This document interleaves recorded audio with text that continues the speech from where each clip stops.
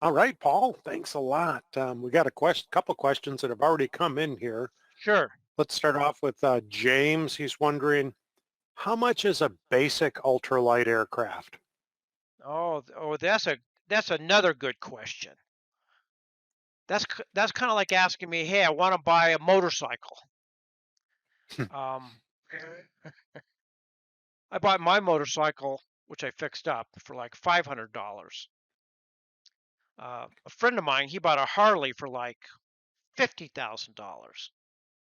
Cost of a basic ultralight. I'm gonna tell you, buying an ultralight. I should have put that in here. That's a good question. Your basic used ultralight that's 10 years old. Let's say you're going to get that at 6,000.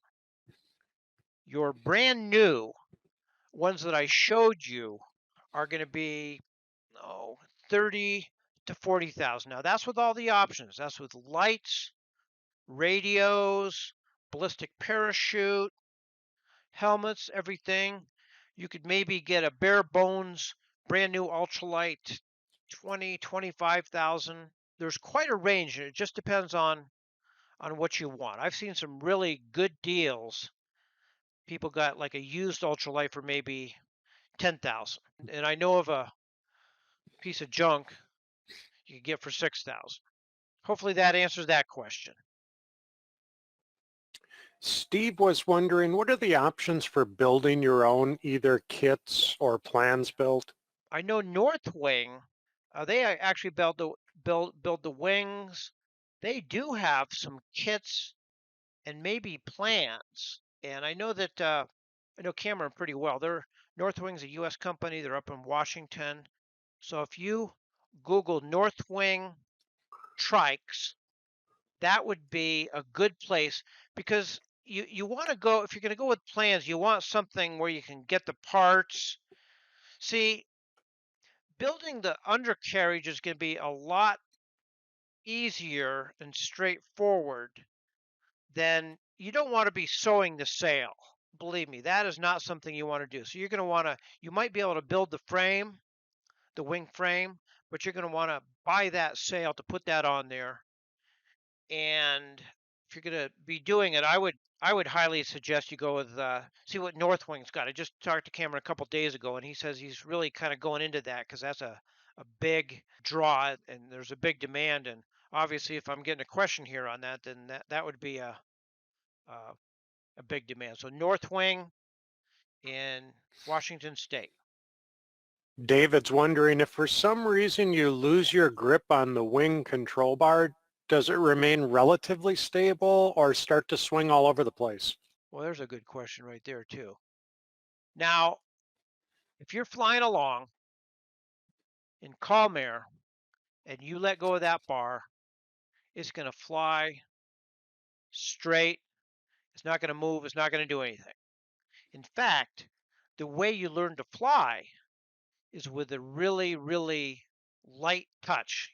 When you're learning to fly, you're flying that thing with hardly any pressure on that bar. So when you let go of that bar, it's going to fly at the same speed and it's going to generally go straight. Just like in a car. If you let go of that steering wheel, it's just going to generally go straight. Now, if you get into turbulence and you start to get jounced around a little bit, now you need a little bit better control of that bar to keep it, going. But this is where when you're learning to fly, one of the most important things of learning to fly is the weather to make sure you don't get yourself into a bad situation. And this is the thing with any ultralight, any aircraft, you get into turbulence and you start getting jounced around. Yeah, you got to have control of that thing to keep control of it. So the weight shift is very much the same. You can let go of that bar. In fact, that's really your first flight lessons. We're flying along, and usually you have a death grip on that bar with your hands, gripping it as hard as you can. And it's like, hey, relax, let go of that bar, and you let go of that bar, and the thing flies straight. And, oh, okay, and you just get a nice light touch on that. That should answer that question. John's wondering then, can the wings stall and spin as in a conventional three-axis control airplane? Man, you guys are coming up with the greatest questions. can it spin? A spin is when you have actually stalled the wing. Now, what happens is that since this thing has such a lot of twist, when you bring the wing up to go into a stall, what happens is the nose stalls first and it automatically drops through and the tips keep flying. So it's almost stall resistant. So when you get into like if you get into say a steep turn and you push it way out and you stall it, you can get that tip to drop, but it's very hard to actually stall the whole wing and go into a spin. So I guess you could say no, they don't spin, but yeah, you can spin them. I go up in our training and we go up and we stall it and we kind of get into a little bit of a spin. But what happens is that these things are famous for doing spirals. Now, spiral is where you're at a very, very high bank angle and you're doing a turn. Now, we do spirals to lose altitude up to say a 6-degree bank angle and that thing. Some people may call it a spin, but it's not a spin because you have to be stalled to spin it. So yeah, you can get this thing up into a high bank angle. And if you do start pulling G's and you do push that out, you can get that thing to drop a tip even more. And of course, then you got to know how to recover it. I guess we can say that no, they're stall resistant. I'm not going to say they don't stall, and they will spiral if you want them to. And of course, the spiral recovery, I do spirals all the time because I can lose altitude very fast by getting a steep turn coming down and spiraling down. But you have to try really hard to stall that wingtip. Um, and that's all part of your training. Ronald was wondering, what are typical stall speeds? There's another great question. If you get your big wing on a lightweight trike, you'll stall at maybe 20. If you get a heavy wing with a small wing, then you might stall 40, 45. Those would be your range and stall speeds. This is why you want to learn before you go out and buy so you can figure out that's a pretty big range. 20 stall speed versus 45. It depends on weight and size of wing. And when we say stall, it just means that you bring the nose up and then the nose kind of, if you keep the nose up, it just kind of drops through, and we call that a stall.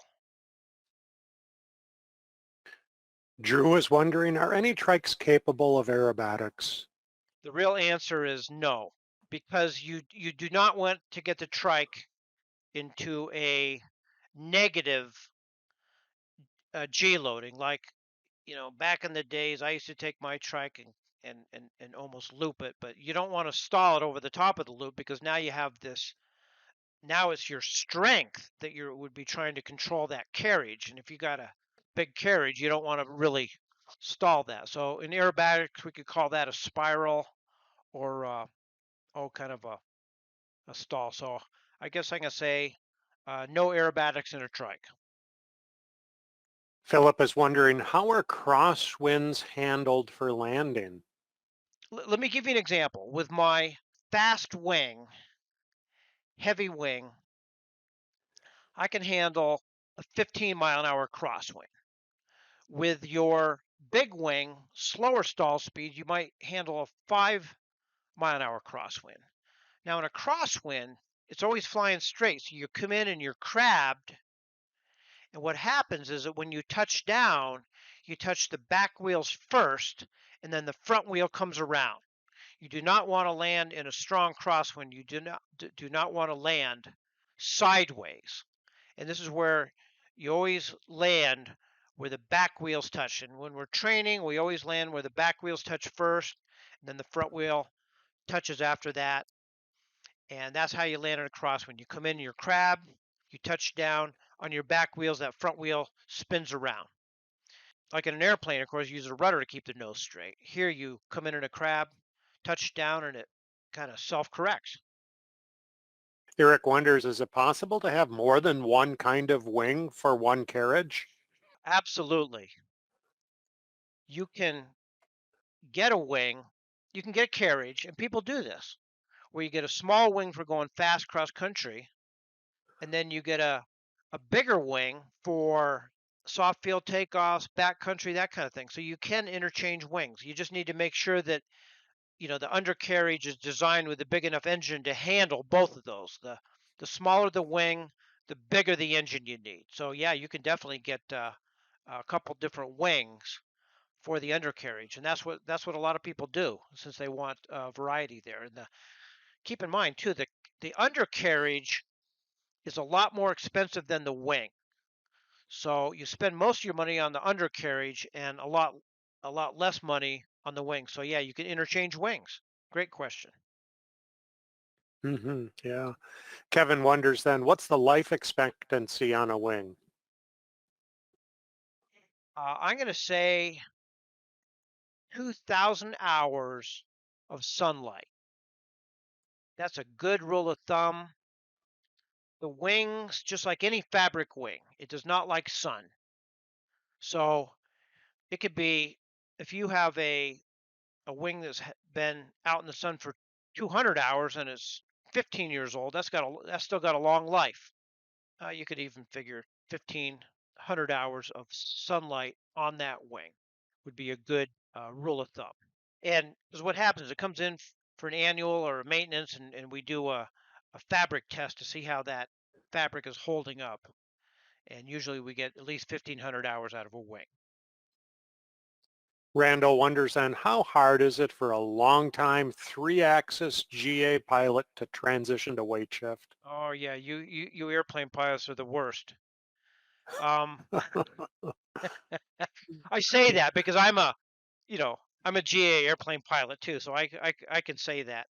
Some people transition right away, others it takes a long time. As I explained earlier, if you can watch the videos and you can just get that sense in your brain that the wing is in your hand, then it's easy because the controls are generally reversed. And if you're thinking, how do I control this thing? It's going to take you forever. If you just say, I've got the wing in my hand, then you transition faster. So I'm going to say basically between the same amount of time as it takes someone to learn from scratch, 10 to 30 hours, because we just need to make sure that once you start flying around and feeling confident in calm winds, we just need to make sure you don't do any control reversals when things get panicky. So we need to get you flying in turbulence consistently before we really feel you're ready to go. So again, 10 to 30 hours for GA guy. And this one might be the same answer, but I'll ask it. James is just wondering what training is needed if you're already a sport pilot flying powered parachutes. Okay. Well, basically the same training, only you can, for an ultralight, we just train you to get you to, so we feel that you're confident to solo. Figure 10 to 30 hours again. And if you want to train and get, go on to light sport, then you got to be trained by one CFI and do a proficiency check with another CFI to like add that rating on to your light sport powered parachute license. And I bring guys from airplane over all the time to either ultralight or two place. Cool. Greg's wondering, what's an example of glide ratios? Oh, well, you want what the manufacturers say, or you want what they really are? I Would think be he wants what they really are. so I've got a pretty fast. I get probably about an 8 to 1 glide ratio in mine. Now mine is not made for a good glide ratio. I'll get into one of these ultralights that I've flown, the bigger wing. I'm probably getting a 10 to 1, and we saw that one picture of that super duper ultralight glider. That probably gets, I would guess that would get it about a 15 to 1. So anywhere from 8 to 1 to 15 to 1, depending upon, the situation and what you choose and weight and size and all that stuff. So pretty big range there. So this feeds Ronald's question then. What happens when your power plant fails? While you glide down, landed just like a hang glider. Back in the olden days, I was hang gliding. Every single flight was an emergency landing with no engine. So this is part of when you're learning to train.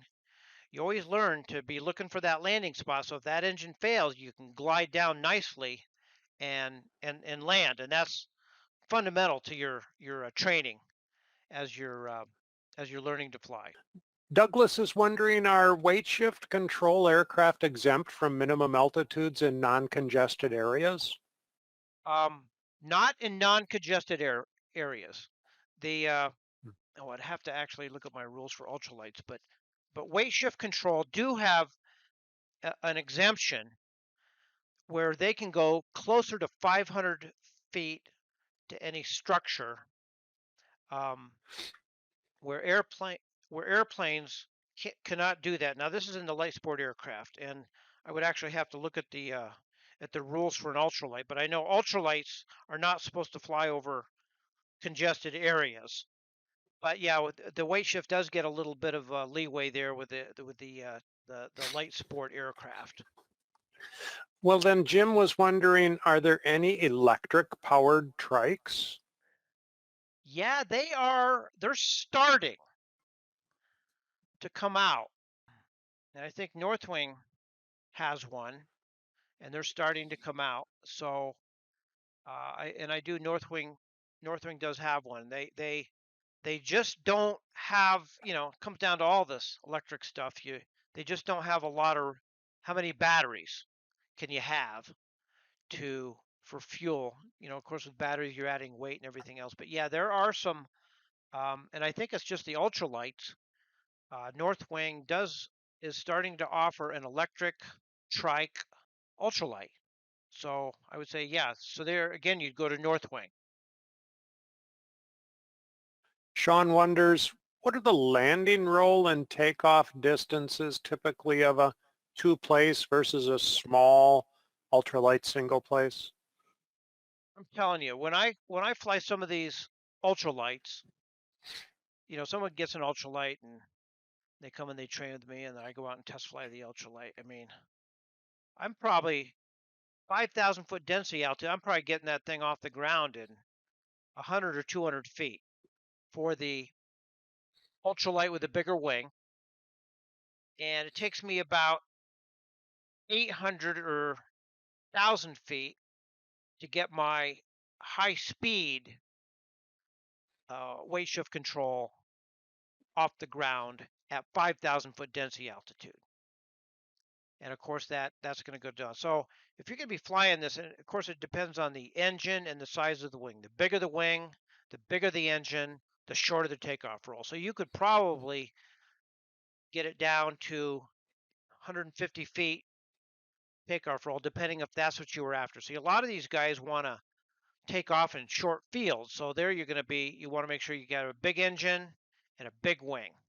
And that combination will allow you to take off in those short takeoff and landing areas.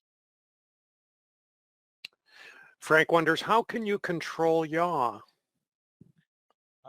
You don't. This thing is always flying straight into the wind. It's like an arrow, the way it's designed. It's always flying into the wind. Now, you do get a little bit of adverse yaw when you first go into a turn, but this thing is designed to always fly straight into the wind, so there's no yaw control. Always going straight into the wind. It's like having an automatic rudder, just like an arrow, always goes straight into the wind. Vince wonders, what are the options for pilot and student or passengers to communicate? I mean, what I highly recommend with any ultralight pilot is get a radio on there. You got a helmet, push to talk, and so if you're flying an ultralight, then you've got a push to talk switch, helmet, and you broadcast out to all the other pilots out there. In fact, I won't even train someone who buys an ultralight without a radio like that. And now with the new place, there's basically just a comm system, just like an airplane. So speak into the microphone, the other person hears you, you hit the push to talk button, you broadcast out. So there's excellent communication, person to person in the dual ultralight trainer, and then the ultralight has a should have a radio with a push to talk switch to talk out to everybody. James wonders, where would one find training for Weight-Shift Trikes? Well, right here. And where are you located? Okay, that's in like Reno, Nevada, Northern California. It's going to be hard to find a trike training facility who specializes in trike training in your local area. Most people have to travel. Now you're just going to have to kind of look around, see what you can find. But I have a lot of people to come from all over the country to come here and just, get it done. So you're going to have to look around to find training. But I got calls all the time. Well, I live in this city. Where can I find trike training? I know that EAA does have a website where they do list by state the schools. I actually went to that the other day, and it's reasonably good up to date. So Tim might be able to help Yes, you we do. on Yep. finding that link, and it says what the school is, and it says what they focus on. So that's probably one of your best to look around that, ask around. So that's where you're going to find training. But you're always, if you can't find anybody, you can always come here. We got 2 full-time flight instructors. That's all we do. That's awesome. The link on the EAA website to find the instructor list is eaa.org/instructors. eaa.org/instructors. Let's see here. We're coming to the end here of our time and our questions. Rajan was wondering, on my ultralight trike, there are anti-washout tubes that are at the wingtips and perpendicular to the main spar. What are they for? Those are for to keep that twist in the wing. So what they do is that under the rare situation that you'd hit a negative turbulence or something and headed straight down, those, I wouldn't call them anti-washout, but I'm going to call them washout tubes, whatever they are. They keep that tip twist up. So you'll also see in the strutted ones that don't have a king post on top and wires, you'll also see some sprogs similar to those washout tubes inboard. All that is to keep that trailing edge up for stability. So that's what those things do. Cool. Well, Paul, we've reached the end of our time here. Looks like we had about 170 people, 180 people logged in tonight to your presentation, and sure had some good questions there from everybody. Thank you so much, everybody. Paul, take a moment and share your closing thoughts with everyone. I didn't prepare for this, Tim. So, but I'll We'll wing put you it. on the spot here, Yeah, huh? yeah, yeah. What Put would me you on want people to know as they walk out the door? Well, the main thing is that this is a whole different and unique way of flying. I go back and forth between airplanes and weight shift, and weight shift feels so much freedom and openness, and it really feels like you're just flying like a bird. And between the fun of flying and being able to transport it, it's a great way to add flying to your quiver of experiences. And I also want to thank everyone for listening, and those are just great questions. Thank you all. You're welcome, Paul. Thank you so much for volunteering and giving this presentation. It was great stuff, and Clyde says thanks. So thanks again, Paul, and everybody who tuned in. Thank you so much for joining us.